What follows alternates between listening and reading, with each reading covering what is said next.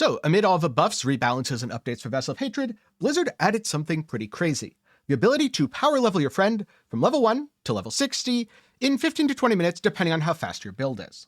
Now, if you play Diablo 3, and you're used to leveling a friend through greater rifts, honestly, the methodology is pretty much the same. Because as it turns out, if you have access to the pit, you can go into the pit with a friend who is level 1, kill all the monsters, progress to the end, defeat the boss, and get them a ton of EXP.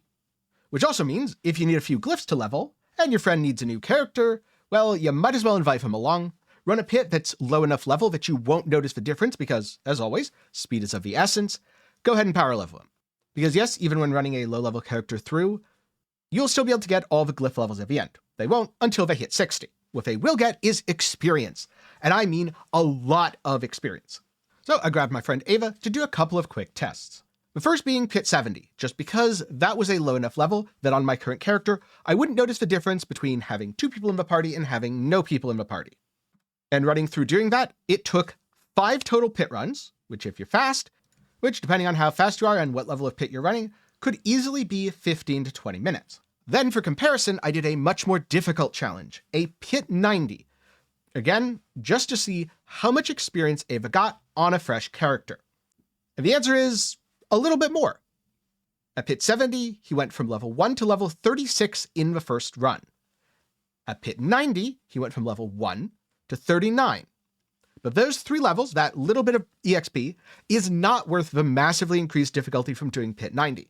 So if you're power leveling a friend, stick to whatever you can absolutely cruise through and crush, as while there is some EXP scaling, it isn't that significant.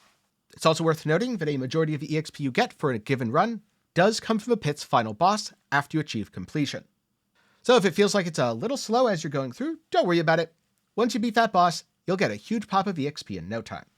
This also means that if you can't do a Pit 90 or even a Pit 70, don't worry too much. It might add 1, maybe 2 pit runs to your entire leveling experience, but it still won't take very long.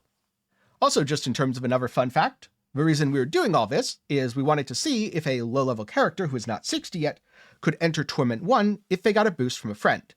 And unfortunately, the answer is no. Even if you complete a Pit 70 on a character who is not level 60, you can't actually enter Torment 1 until you hit max level.